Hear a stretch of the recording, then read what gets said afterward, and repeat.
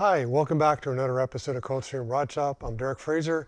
In this week's video, I think we're going to primarily be focusing on Ellie's coupe. We don't have some parts for Brenda's Roadster to finish up yet. They may come in this week, so we may be able to work onto it, but right now the plan is to work mainly on Ellie's coupe. There's a few things I want to work on, subrail extensions. We've done those before in the Roadster. We made them up for the other two 5-window coupes, and I'll go through the steps of making them up here for Ellie's coupe. There's a section of the floor that's rotted out that we've got to cut out and replace a section of it. And then the cowl feet, I never did sort that out here. We've got it clamped in place. The body is in really good position. I'm happy with the doors and everything. So what I'd like to do is permanently attach the cowl feet and bolt things down and recover my vice grips for other stuff. So anyways, follow along. More than likely it's just going to be Ellie's coupe this week, but like I said, if something comes in for Brenda's Roadster, we'll work on that too. So follow along.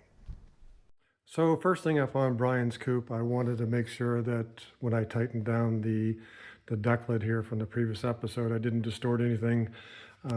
We also welded the fender wells into the subframe so that everything is all squared up.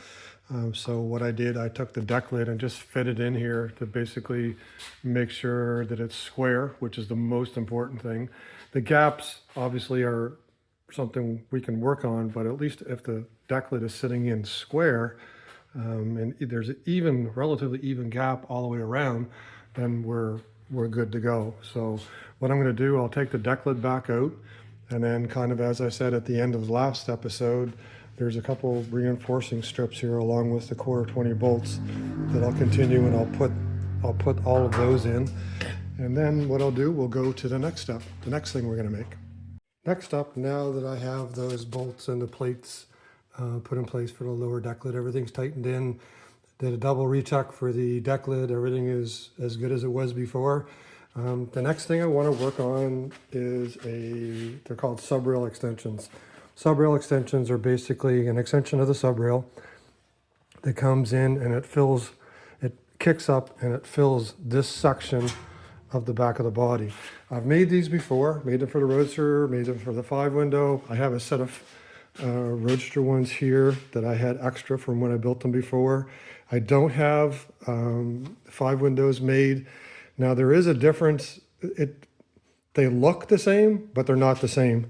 The forward section here is the same on a 5-window and a Roadster, or very close to it, but this back section here is actually shaped differently.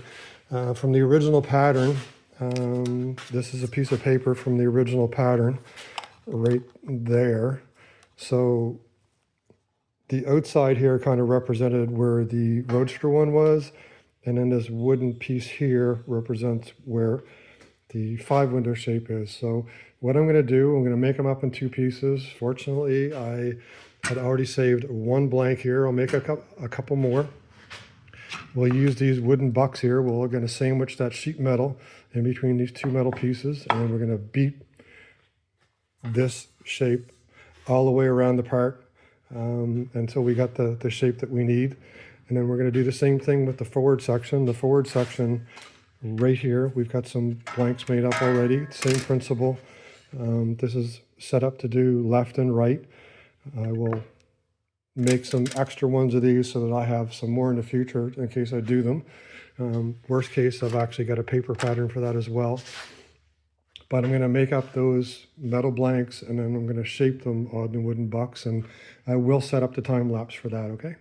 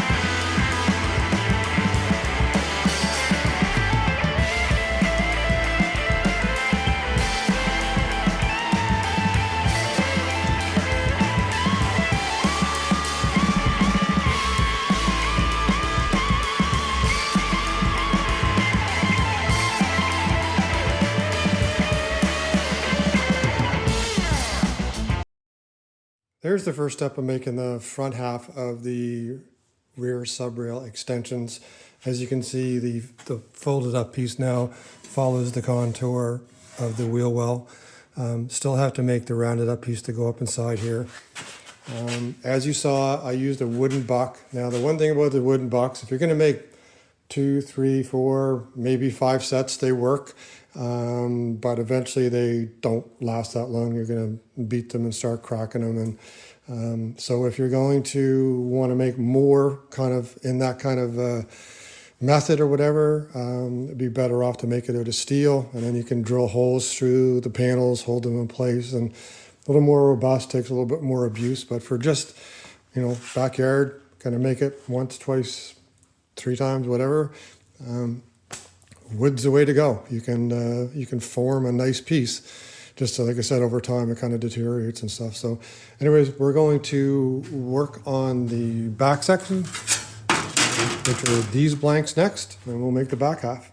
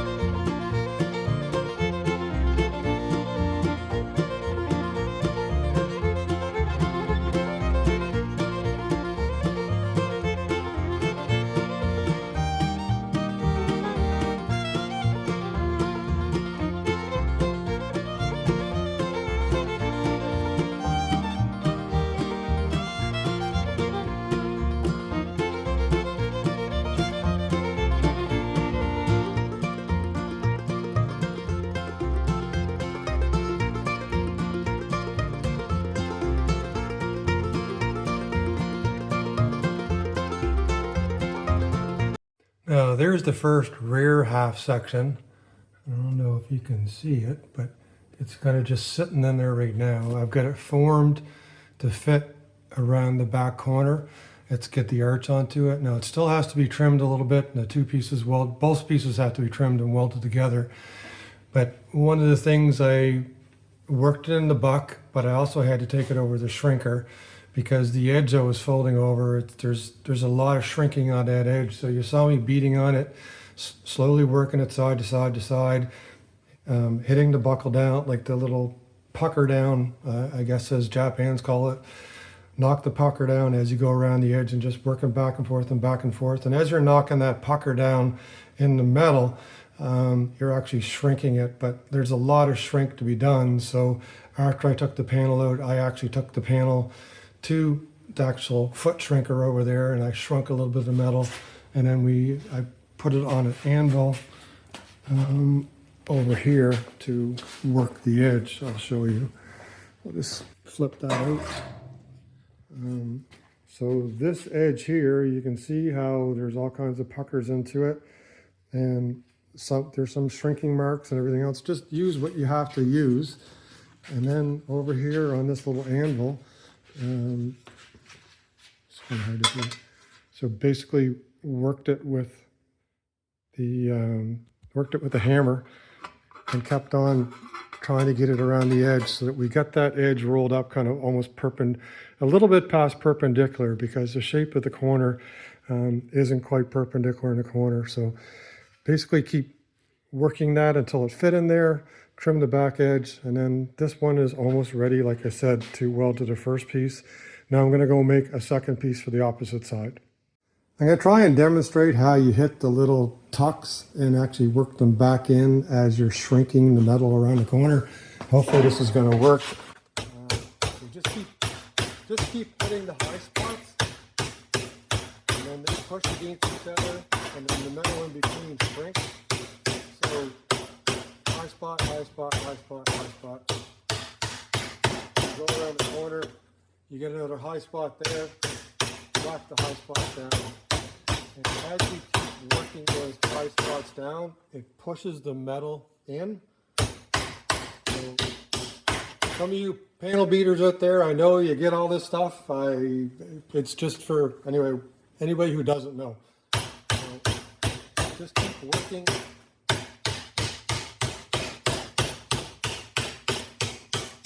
Just working progressively around.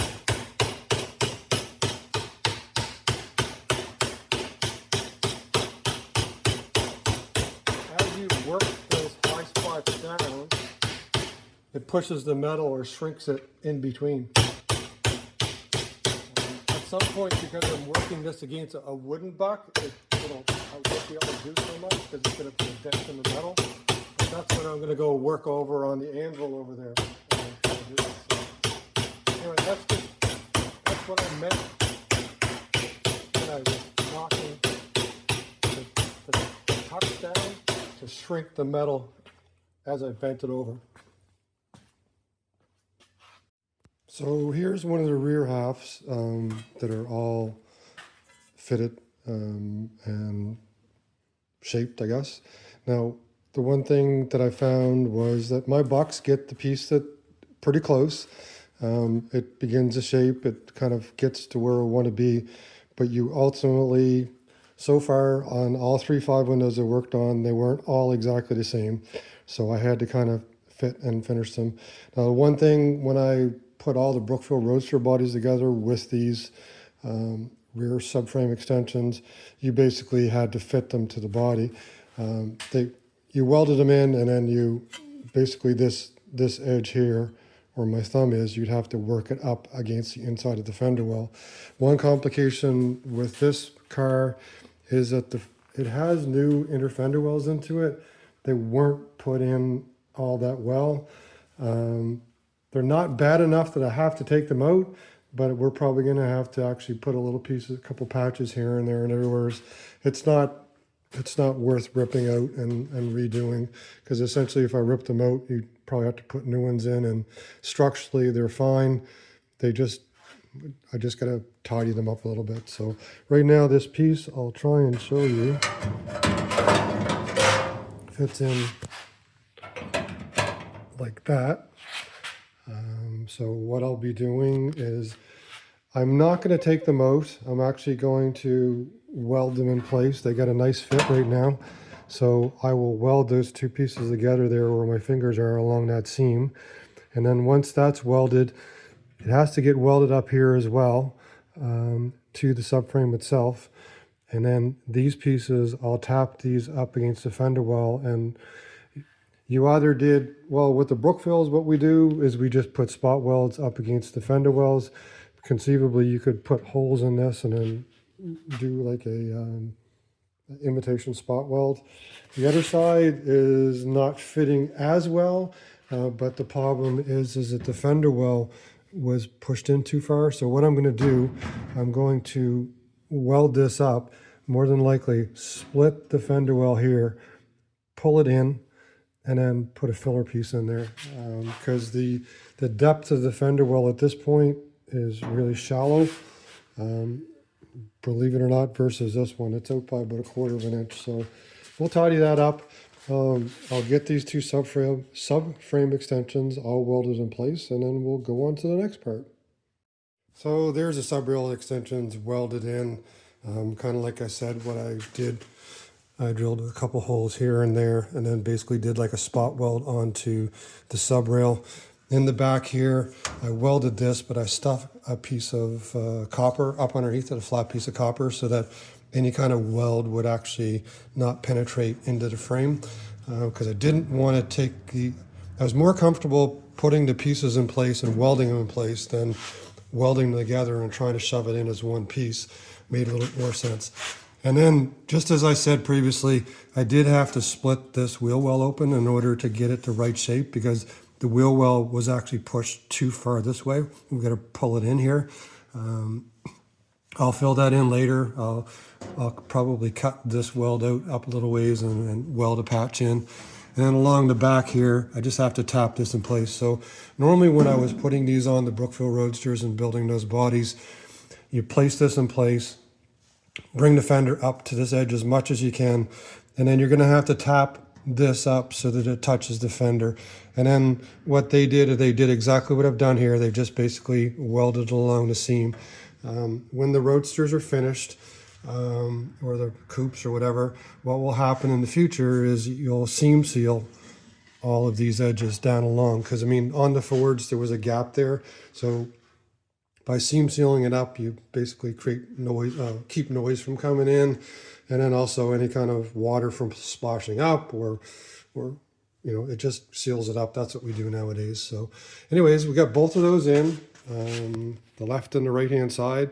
I'm quite happy with them. They fit really good. We're just going to move on to the next piece we have to fabricate for Brian's coupe. Just thought I'd do a little bit of housekeeping on Brian's coupe here. One thing that was going on, I had all of these welding clamps here holding the cowl band onto the firewall. Everything was in good position. Someone had made some homemade cowl band feet here, and they were bolted into the cowl band with 5/16 bolts. I took those out and drilled the hole, and I basically welded them in place. It was a little bit, the guy did a good job making them, to be honest with you. It's like he made them out of angle iron. They just needed to be, I guess, dressed down a little bit because they looked a little bit clunky. So essentially I just took them and cleaned them up and ground them a little bit more like the originals, welded them to the cowl band, and now we have the cowl band bolted into the frame like you would normally have with a 32 Ford cowl. So did that on both sides, just to kind of get things out of the way. We still have to make the patch panels on the side here, so it looks kind of nasty here. It was already nasty anyways, so this does have to be replaced. So we'll more than likely cut a little higher up here later on, make a new piece. We've done that before on the other 2 5 windows. Pretty much assumed that the bottom 6 or 8 inches of sheet metal is going to have to be replaced all the way around, but like I said, done that before. So going to go on to the next thing. I think I'm going to try working on the floor. There was a reproduction floor supplied with the car, but I think it's sat outside for quite a while. It's got a lot of surface rust onto it. The bottom 12 inches or so is kind of nasty and some holes into it, but I was talking to the owner and kind of want to try and save as much of this as possible. So more than likely I will make a repair piece for the bottom 12 inches or more, and then weld that in place. It looks worse than what it is, but it's actually quite solid. It's just that bottom 12 inches or so needs to be replaced. So first starting tackling the floor section was decide what I was going to keep and what I'm not going to keep. For the time being, I am quite sure we're not going to keep this front half section of the floor. So I cut it off. I decided to found a spot where I could cut it off and basically chose a size that I think that I'm going to be able to put it through the bead roller and at least get the bead rolling pattern as close as possible to what's on here. It'll look the same. Maybe I'm going to be out a ½ an inch or something like that, but essentially getting, you know, the straight lines, cross lines, and the X's in there as best we can to look like a real floor. It's going to be covered in the future and nobody's going to put a measuring tape on it, but really kind of want to make it look right. One thing I discovered also is that this front section that was bent up, it looks like it was intentionally done, but I don't know why, because it kind of brings the floor up short by the amount it's bent up. So it shouldn't actually be there. All the floors I've put in before in the coupes and the Roadsters didn't have that section bent up. So someone at some point did it. You can see here where water has laid on this floor for a really long time. It was a reproduction floor. It's really toast from the middle section on. This is a little bit questionable. So first step, I'm going to try and, well, I will make a piece this size and it will look as close as we can to the original. And then we're going to look at the back section. I'm okay with the back section right now. I'll talk with the owner and see what he thinks. I think it's sound enough, but if we choose, we can actually probably make the back section too if we need to. So anyways, follow along. We are going to make that front section there out of a brand new piece of 18 gauge. So there's the first step. I use permanent black marker to lay out the grid pattern for all the beads. There is a pencil line here just to show the top and the bottom. So there's no bead that goes across the pencil line, but that just stop and start. Gonna have to pre-stretch all of this stuff on the English wheel first. There's no way around it this time, because if I start laying this many beads this close together, it's gonna warp the crap right out of this panel. So I'm probably gonna do pretty heavy pre-stretching along all these lines. And then cross my fingers that I've done enough after I bead rolled it all. Some of this stuff is more suitable to using like a wooden buck that you sandwich thing and put it across the power hammer. Seen different people do it that way, but don't have one of those, so we're going to try this old school. We will do it. So anyways, we're off to the English wheel next.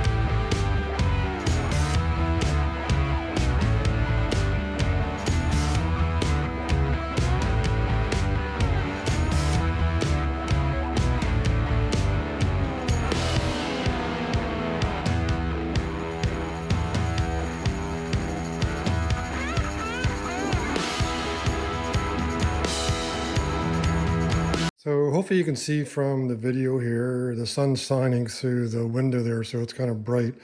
But after I stretched or pre-stretched all the areas where I'm going to bead, you can see how the panel has actually taken a big bow to it, and it's puckered up in the center. So essentially the goal here is to pre-stretch out those areas we're going to bead, so that when I put the bead into it, it's going to tighten it back up again. Done this before, usually on smaller panels. We did it on this panel here, and it flattened itself all out just fine. Have every reason to think that when I'm done that this one will flatten out when I finish putting the beads into it, but the beads are going in next.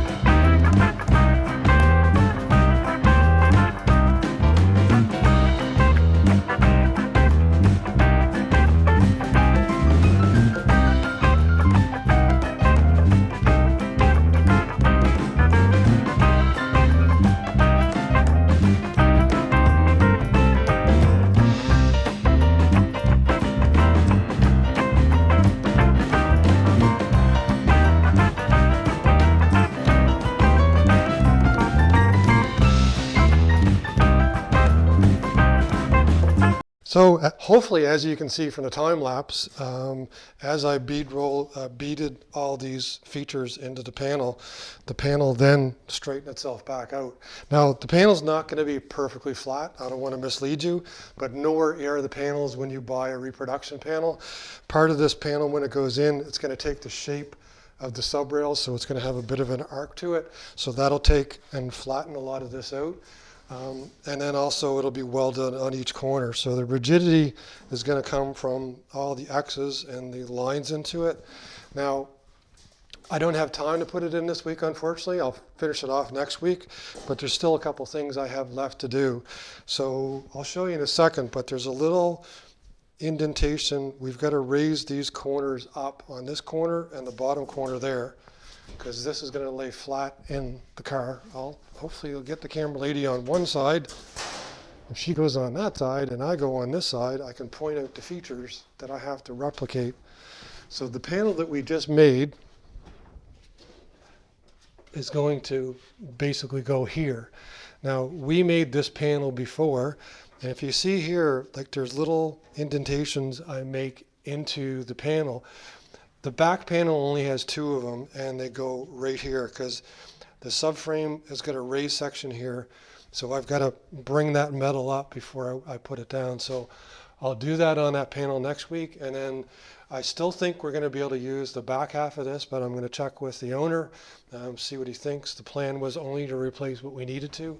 It looks rusty, but it's mostly just surface rust on that.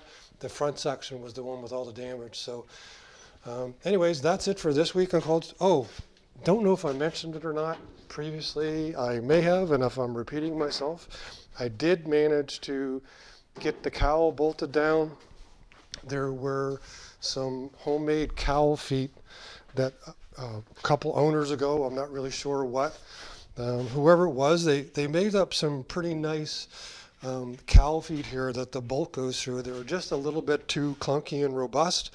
So, and then they had large bolts going through here. So normally the way these go on is that there's they're either spot welded in or there's a rivet that goes through there. So what I did, I cleaned up the cowl feet, I drilled some holes there and I welded those in place, and then we basically bolted the cowl down. Could have mentioned it early on the video, I can't remember now, but that got done, as well as the subframe extensions in this episode. But that's it for this week at Coldstream Rod Shop. Didn't get anything done on Brenda's Roadster. We're still waiting for some parts. So hopefully next week we'll do something and show you something on it as well. But that's it for this week at Coldstream Rod Shop. Please like, share, tag, and subscribe. And I'll see you next week. Everybody take care.